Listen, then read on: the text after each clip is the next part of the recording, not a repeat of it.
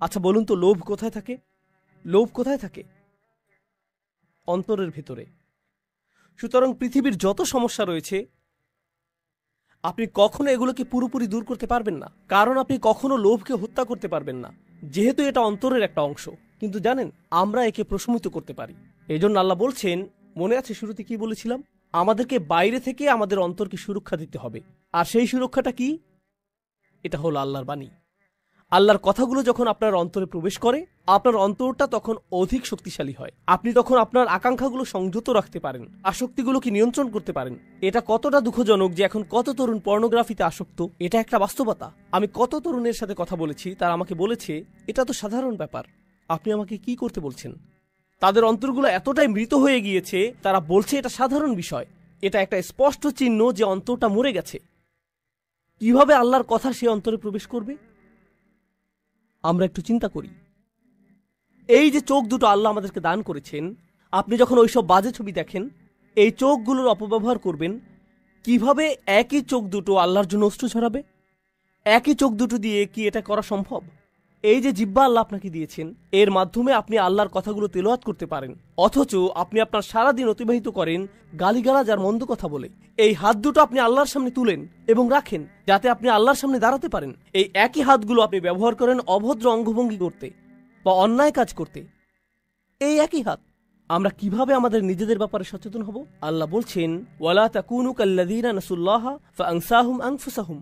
তোমরা তাদের মতো হইও না যারা আল্লাহকে ভুলে গিয়েছিল, আর আল্লাহকে ভুলে যাওয়ার ফলে আল্লাহ তাদেরকে নিজেদের ব্যাপারে ভুলিয়ে দিয়েছেন। আপনি এমনকি জানবেনও না যে আপনি কেমন। আপনি আল্লাহর একজন সম্মানিত সৃষ্টি, কিন্তু এই লোভের কারণে আপনি একটা পশুর চেয়েও অধম হয়ে গিয়েছেন।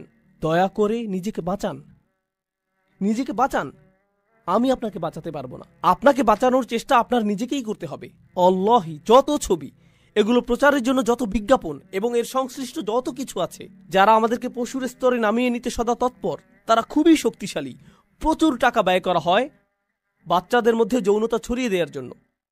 এই কাজে প্রচুর টাকা ব্যয় করা হয় অশ্লীলতাকে স্বাভাবিকীকরণ করতে, এগুলো উদযাপন করতে এবং নীতি নৈতিকতাকে নতুন করে সংজ্ঞায়িত করতে, ভালো মন্দকে নতুনভাবে সংজ্ঞায়িত করতে প্রচুর টাকা ব্যয় করা হয়।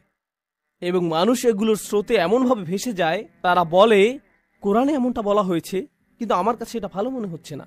তাদের বিবেক এতটাই কঠিন হয়ে গিয়েছে, যখন আপনি বাঁকা অবস্থায় সোজা জিনিসের দিকে তাকাবেন, আপনার কাছে সোজা জিনিসটাই বাঁকা লাগবে। আপনার নীতি নৈতিকতা এতটাই অকার্যকর হয়ে গিয়েছে, আল্লাহর কথাগুলোকে আপনার মনে হয় আমি জানি না এটা আমার নীতির সাথে মিলে কিনা। আরে আপনার কাছে তো নীতির কোনো মাপকাঠিই নেই, এটাই তো সমস্যা। অথচ আল্লাহর কথাগুলোই ছিল নীতি নৈতিকতার মাপকাঠি। এটা এমন জিনিস যা কখনো পরিবর্তন হয় না, এবং আমি আপনাদেরকে এ ব্যাপারে প্রমাণ দিব যেটা আল্লাহ নিজেই দিয়েছেন। পৃথিবীতে যত নৈতিক মতাদর্শ এখন পর্যন্ত এসেছে, মানুষের কাছে সমাদৃত প্রতিটা মতবাদ 10 বছর পর আগের যে মতবাদটা ভুল ছিল সেটা এখন স্বীকৃত। 10 বছর পর আবার অন্য কিছু স্বীকৃতি পাবে, এর 10 বছর পর আরেকটা নতুন কিছু স্বীকৃতি পাবে। নীতি নৈতিকতার এই সীমাগুলো সবসময় পরিবর্তিত হতে থাকে, পাল্টাতে থাকে। বৈশ্বিক মূল্যবোধগুলো সবসময় বদলে যায়, কিন্তু আল্লাহর কিতাব আমাদের ভালো মন্দের সীমা নির্ধারণ করে দিয়েছে, এবং সেই যে রাসূল সাল্লাল্লাহু আলাইহি সাল্লামের সময় এই সীমা নির্ধারণ করা হয়েছিল, আজও তা সুপ্রতিষ্ঠিত। ওয়ালাম ইয়াজআল লাহু ইওয়াজা। আর তিনি এতে বিচ্যুতির কোনো অবকাশ রাখেননি। আমাদের বিচ্যুতি হয়, আমরা এক রেওয়াজ থেকে অন্য রেওয়াজে, এক দর্শন থেকে অন্য দর্শনে, ভালো মন্দের একরকমের সংজ্ঞা থেকে অন্যরকম সংজ্ঞায় যাই। কিন্তু আপনি যদি এই কিতাবকে আঁকড়ে ধরতে পারেন, যত বড় ঝড়ই আসুক না কেন, আপনি আপনার জায়গায় টিকে থাকতে পারবেন। আপনি আপনার জায়গায় টিকে থাকতে পারবেন। আর যদি আঁকড়ে ধরতে না পারেন, তাহলে আপনি মুসলিম, খ্রিস্টান, ইহুদি, হিন্দু, নাস্তিক, শিখ যাই হন না কেন, আপনি কোনো না কোনো দিকে ভেসে যাবেন। বাইরে থেকে আপনাকে দেখতে মুসলিম বা অন্য যে কারো মতো লাগতে পারে, ভেতর থেকে আপনি সেই একই লোভী এবং নিম্নমানের মানুষের উদাহরণ হয়ে থাকলেন। ইসলাম আমাদের ভেতরটা পরিবর্তন করতে এসেছে, শুধুমাত্র আমাদের বাহ্যিক পরিবর্তন করতে আসেনি। অন্তরের ভেতরের সঠিক পরিবর্তন হলো এই ধর্মের মূল উদ্দেশ্য। অন্তরের ভেতরের পরিবর্তন হলো এই পৃথিবীটাকে আমাদের অন্যরকম মনে হবে। মূলত এই কথাটাই আমি আপনাদের সাথে শেয়ার করতে চেয়েছি। এই পরিবর্তনটা আপনার ভেতরে কেবল তখনই আসবে যখন আপনি সঠিক মনোভাব নিয়ে আল্লাহর কিতাবের কাছে আসবেন। যদি আমরা সঠিক মনোভাব নিয়ে আল্লাহর কিতাবের কাছে আসি, আমাদের অন্তরে পরিবর্তন আসবেই, আমাদের অন্তরে পরিবর্তন আসবেই। এবং এটা আপনাদের জন্য আমার আজকের শেষ কথা। আর শপথ করে বলছি, যখন এমনটা ঘটে, ফাআমিনু বিল্লাহি ওয়া রাসূলিহি ওয়া নূরিল্লাযী আনজালনা। যখন আল্লাহর কিতাবের আলো আপনার অন্তরে প্রবেশ করে, তখন আল্লাহ আপনার অন্তরকে একটা প্রদীপের সাথে তুলনা করেন, এবং একটা প্রদীপ শুধু নিজেই আলোকিত হয় না, এটা আলো ছড়ায়ও। কথাটা কি সত্য নয়? একটা প্রদীপের কেবল নিজের আলো আছে তা কিন্তু নয়, এটা তার আশেপাশের জন্য আলোর একটা উৎস হয়ে ওঠে। আচ্ছা, প্রদীপ কখন কাজে লাগে, দিনে নাকি রাতে? বলুন তো। রাতে। এর মানে হলো আপনারা এমন মানুষ হবেন যারা ঘোর কালো অন্ধকার যুগে বাস করবেন। আপনারা নিজেরা শুধুমাত্র আলোকিত থাকবেন তাই নয়, অন্যজনের জন্য আলোর উৎস হবেন। কারণ আমাদেরকে অন্ধকার চারপাশ থেকে প্রবলভাবে ছেয়ে রেখেছে। দেখুন, আমরা এখন অন্ধকার রাতে বাস করছি। বর্তমান সময়টা মানব সভ্যতার জন্য কালো রাত। প্রযুক্তি বেড়েছে, উন্নয়ন বেড়েছে, মানুষের জ্ঞান বেড়েছে, কিন্তু সঠিক পথের সন্ধান নেই। আর এগুলোর সাথে সাথে মানুষের লোভও বেড়েছে, লাগামহীন লোভ বেড়েছে। এসবের ফলে মানুষের মধ্যে ধার্মিকতা কমেছে, ভদ্রতা কমেছে, নৈতিকতা কমে গিয়েছে। সুবহানাল্লাহ।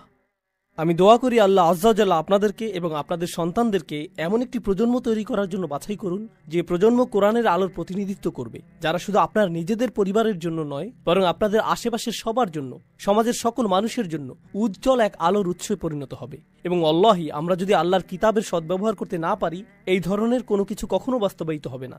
যতদিন পর্যন্ত আমরা মনে করব কোরআনের জন্য একটুখানি, অল্প একটু সময় দেয়াই যথেষ্ট, ততদিন আমরা কেবল কোরআনকে সময় দেয়া ছাড়া অন্য সব কাজই করতে পারবো। তাছাড়া আমরা নিজেদেরকে সত্যিকার অর্থে শোধরানোর জন্য এই কিতাব খুলি না। আমরা চমৎকার কোনো তথ্য জানার জন্য বা সুন্দর তেলাওয়াতের জন্য এটা খুলি, এবং কোরআন মানে আমাদের কাছে এটুকুই। যতদিন আমরা এভাবে চলতে থাকবো, পৃথিবী ততই অধপতনের দিকে যেতে থাকবে, এবং আল্লাহ অন্য মানুষদেরকে আমাদের স্থানে স্থলাভিষিক্ত করবেন। আফালা ইয়াতাদাব্বারুনাল কুরআন আম আলা কুলুবিন আকফালুহা। একই সূরা আল্লাহ বলছেন, ওয়া ইন তাতাওয়াল্লাউ ইস্তাবদাল কওমান গায়রাকুম সুম্মা লা ইয়াকুনু আমসালাকুম। আল্লাহ বলছেন, তারা কেন কোরআন সম্পর্কে চিন্তা ভাবনা করে না? তাদের অন্তরে কি তালা পড়ে গেছে? কেন তাদের অন্তর কাজ করছে না? তারা কেন কোরআন সম্পর্কে গভীরভাবে চিন্তা করে না? আচ্ছা বলুন তো, গভীরভাবে চিন্তা করা, ভাবা, এই কাজগুলো কি কেউ মুহূর্তের মধ্যে করতে পারে, নাকি সময় লাগে? অনেক সময়ের প্রয়োজন। সুতরাং আল্লাহ বলছেন, তারা কেন কোরআন নিয়ে চিন্তা করতে নিজেদের সময় দিচ্ছে না? আল্লাহ নিজেই বলছেন কেন তারা এটা করছে না। ও, নিশ্চয়ই তাদের অন্তর আটকা পড়ে আছে। বলুন তো, তারা কিসে আটকা পড়ে আছে? লোভে। এবং পরবর্তীতে একই সূরায়, সূরা মুহাম্মাদে আল্লাহ আজ্জা ওয়া জাল্লা বলছেন, ওয়া ইন তাতাওয়াল্লাউ ইস্তাবদিল কওমান গায়রাকুম সুম্মা লা ইয়াকুনু আমসালাকুম। আর যদি তোমরা মুখ ফিরিয়ে নাও, তবে আল্লাহ তোমাদের স্থানে অন্য কোনো জাতিকে স্থলাভিষিক্ত করবেন, যারা তোমাদের মতো ব্যর্থ হবে না। আক্ষরিকভাবে আপনারা যদি আল্লাহর কিতাবের সাথে দায়িত্বহীন আচরণ করেন, তবে আল্লাহর জন্য এটা করা মোটেও কঠিন হবে না যে তিনি এই পুরো উম্মাহকে অন্য একটা উম্মাহ দ্বারা প্রতিস্থাপন করবেন। তিনি আগেও এমনটা করেছেন।